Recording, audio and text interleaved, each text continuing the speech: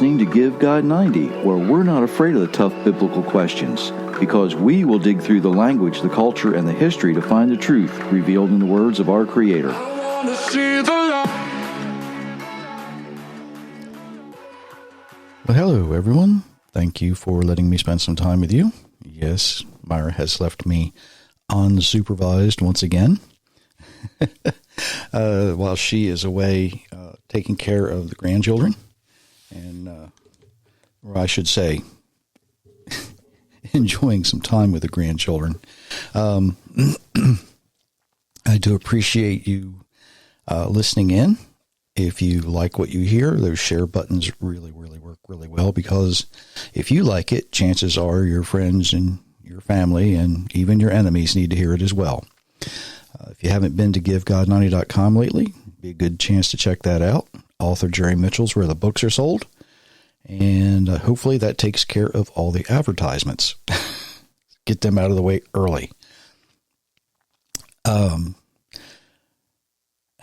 Before I really get into what I'm talking about today, I should probably tell my Jewish listeners, and yes, there's quite a few, what I'm going to be saying today is mainly focused on the Christian community.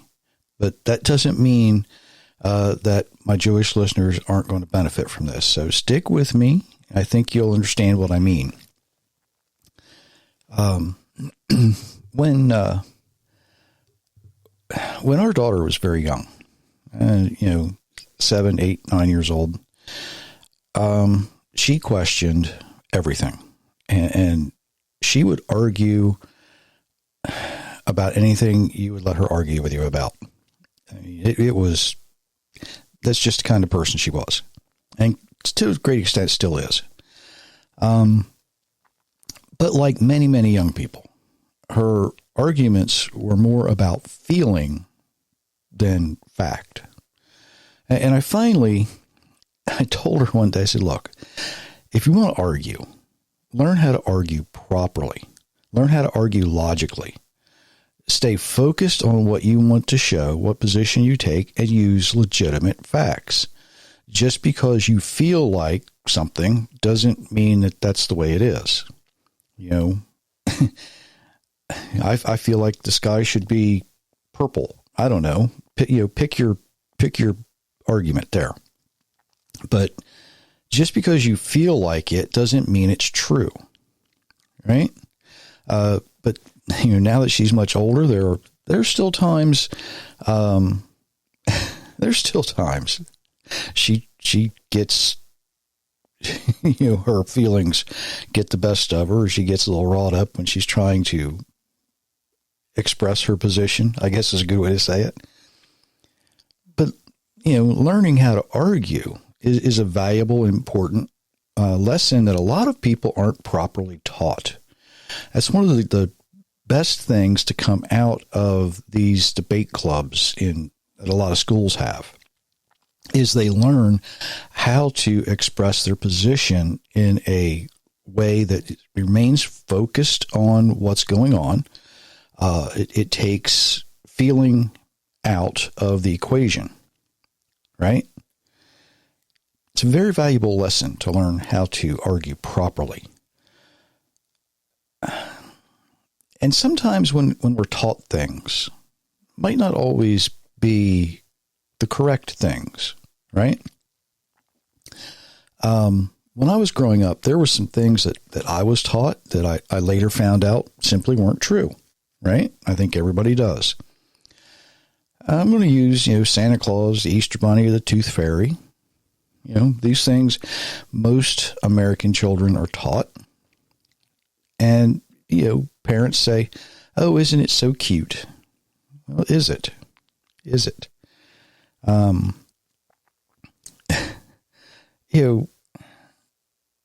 Is it really cute to lie to your children? Is it really cute that no matter how much they really want to believe that these things are true, they're nothing more than figments of fantasy, and they can't be considered as real? Now, I know that there's some people who enjoy the Christmas spirit, right? And they're going to argue that there is a spirit of Santa Claus in giving, right? We give presents. And they've somehow convinced themselves that he is as real as their emotions allow him to be. And they try to equate this, well, quite honestly, modern day Coca-Cola advertisement with some long dead saint, right? But the reality is, this Santa Claus we think of today is completely fictional. And no one can logically argue he's real. And the same thing can be said about the Tooth Fairy, the Easter Bunny. These are fictitious characters, but each one has something in common other than being the figment of an overactive imagination. Each one of these fictional characters will break into your house to give you something. Now, normally when we think of someone breaking into your home, we think of it as a crime. We don't usually think that, somebody's going to break into my house and give me $1 million. It just doesn't happen, right? But somehow mankind has turned these fairy tales into some type of harmless, charitable giver, right? But are they harmless? Is Santa Claus, the Easter Bunny, the Tooth Fairy harmless? Children who are taught to believe in Santa, they get a rude awakening at a very young age when they figure out he's not real. They're sad, some cry, and they finally accept that jolly man in the red suit was a make-believe story, and it's often used as an excuse to make children behave themselves. The song, right? Santa Claus is coming to town. You better watch out. You better not cry. Uh-oh. And the creepy part, he sees you when you're sleeping. He knows when you're awake. Really? He's a stalker for kids, right? But then later, as the child matures, they realize, wait a minute. My parents lied to me. And they begin to wonder, well, what else have they told me that might not be true, right? What have they told me that's not real? What have they, the people I trusted told me something I can't rely on.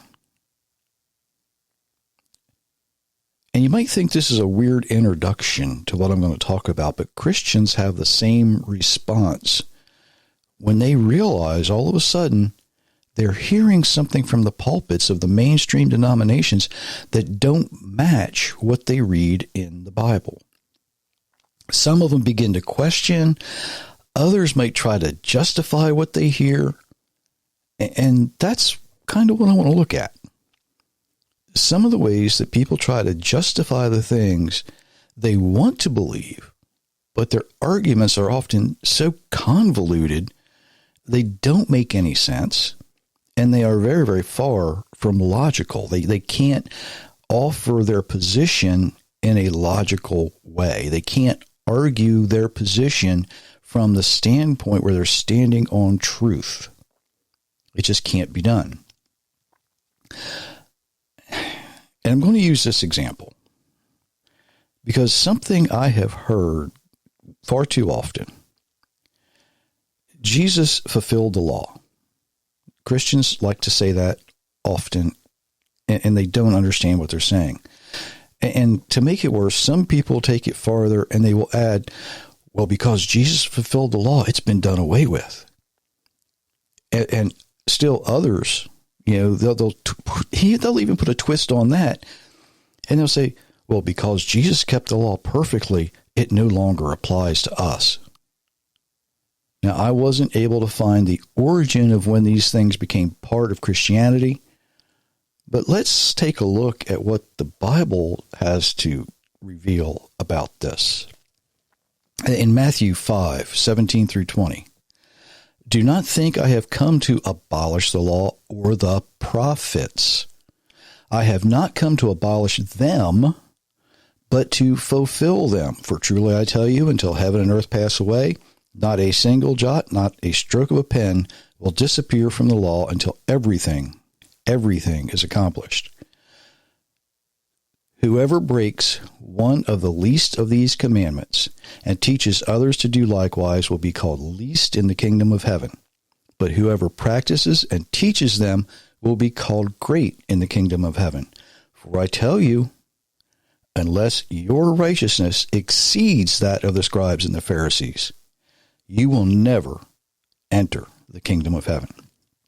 Now, if what is recorded is correct, not only is Yeshua Jesus saying he didn't come to abolish the law, so it can't be done away with. He came to make the law complete, and nothing is going to change until everything in the law and the prophets is complete. Now, there's a lot of things that the prophets have written that hasn't happened yet, right? I happen to think that we're witnessing some of these things that the prophets had written about, but certainly not everything has been completed.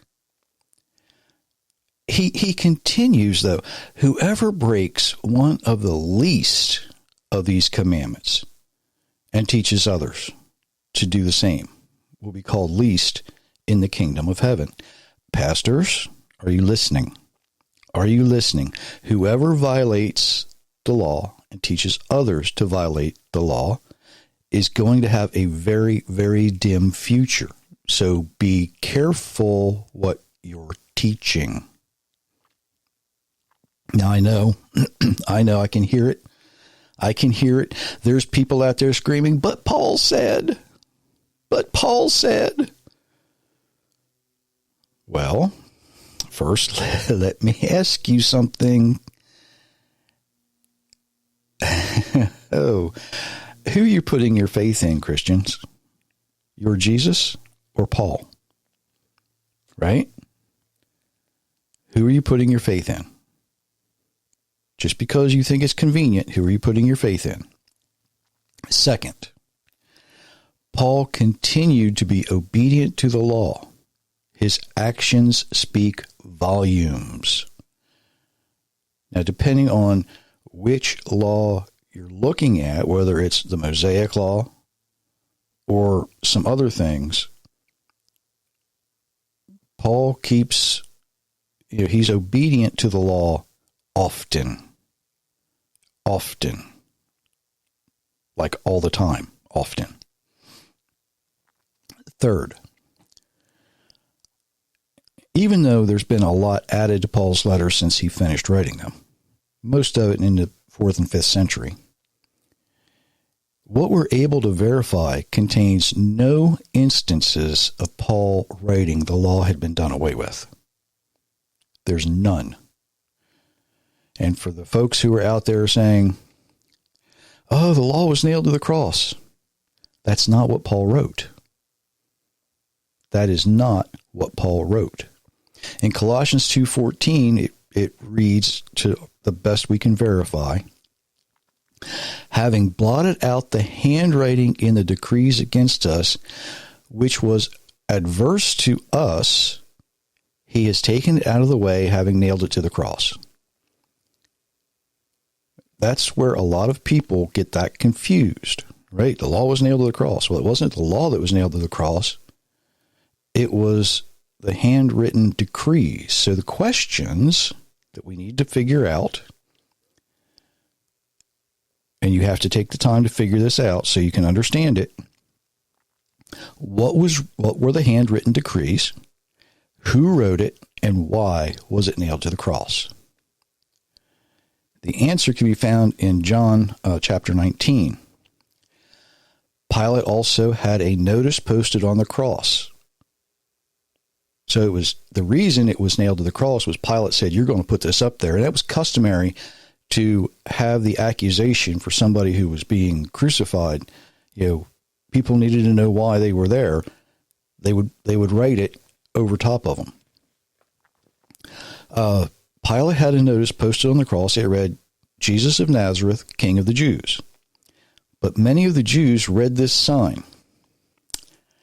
And because the place where Jesus was crucified was near the city, and it was written in Hebrew, Latin, and Greek, so the chief priests of the Jews said to Pilate, "Don't write King of the Jews, but only that he said, 'I'm King of the Jews.'" Pilate answered, "I have written what I have written." Pilate answered, "I have written what I have written." It was Pilate who wrote the decree that accused the Jews of having a king that was not Caesar. That was the accusation against them. That was the accusation against them. Right? You have to understand these things. What it means is the law was not nailed to the cross. That is only a twisted translation. It's also illogical because it wasn't the nail it wasn't the law that was nailed to the cross, and it renders that particular position, that particular argument, unsustainable. And you also have to remember, and this is important, the Ten Commandments are part of the law. If the law's been done away with, so are the Ten Commandments. So for the Christian to say the law's been done away with, they have to be able to defend, and it's an undefendable position, that murder, adultery, lying, cheating, and stealing should have no punishment. Does that sound logical? Does that even sound reasonable? Now, as I've said before, anytime we try to argue our traditions or our denominational doctrine, you're going to fail. You're going to fail. Because even though there's a small grain of truth in some of it, for the most part, it's not. It's not true. Only the word of our Creator is true. And if we add to that or we subtract from that, we lose His continuity and we leave ourselves open. Just like Eve did when she added to the instructions and said, "Oh, we shouldn't even touch the fruit." The serpent knew that was not part of the instructions. And it wound up, Eve failed to keep sin out of her life, right? Eve added to the instructions, and sin entered the world. Part of maturing, not getting older, maturing, is having the ability to process accurate information and admit when we're wrong. You know, I thought I was wrong once, but I was mistaken, right? You remember that old joke? Sometimes when we are taught something by somebody we trust and we later find out that what they told us was wrong, it can be difficult to accept what they said, right? It can be difficult to admit, wait a minute, this tradition I'm holding so dear, this thing that I want to hold on to isn't right. It's very much like a young child that finds out Santa Claus isn't real. It can feel traumatizing.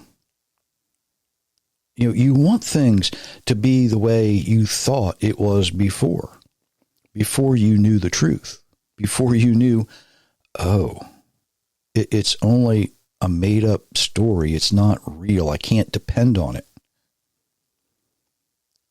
Now, the result of a young person learning that fictional characters don't bring presents or leave candy or, money under the pillow in exchange for a lost tooth,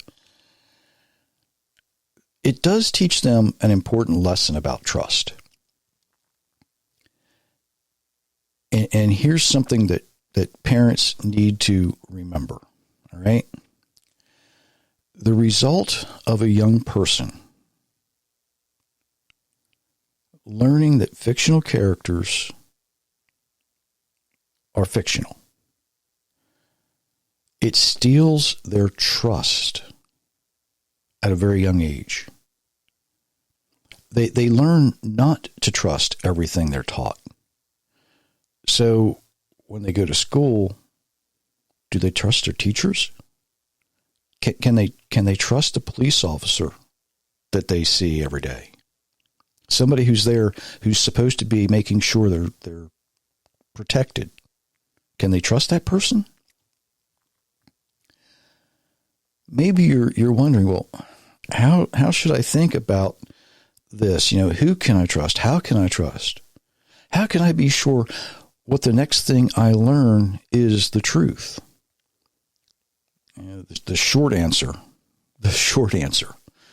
and I hate short answers, but the short answer is you can trust the Creator. All right. And when you choose to trust Him, then he gives us His instructions for what to do next.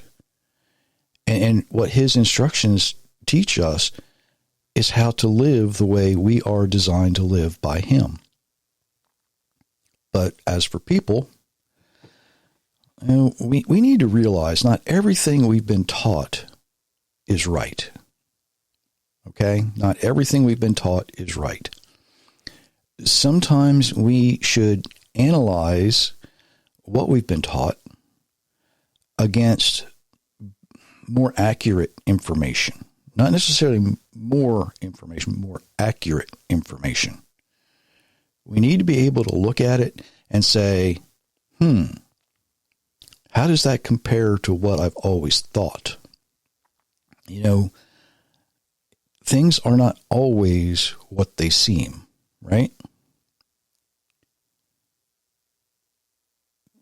We need to remember it's okay not to be perfect. Because if we were perfect, we wouldn't have any need to change. We wouldn't have any need to look at these things. But not being perfect gives us ample opportunity to change, to grow, to mature. It shows we're trying. We're not just sitting stagnant in our own little pool of mindless contentment, right? Life should be a process towards perfection. A process toward perfection. If you think about some of the great chefs, pick one. It doesn't matter who. Did they automatically create a great tasting dish the first time they went into a kitchen? I kind of doubt it. But, through many years of learning, many years of tasting different herbs and spices, sometimes through trial and error, right? They come to understand what combination of ingredients to use that brings a plate of food, so that when you see it, you can almost taste it with your eyes. And then the smell hits your nose and your smell says, oh, this is going to be good. And when you take that first bite, you just know it's going to be absolutely delicious.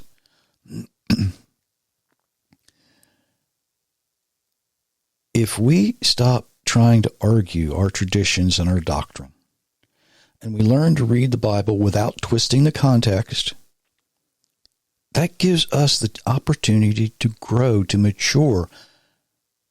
And that is certainly a process toward perfection. Think about that. If you can learn to just read the words, as Meyer likes to say, just read what's there. Stop attempting to put your traditions in that. Stop trying to force your denominational doctrine into that. And just read what's there. Just read what's there.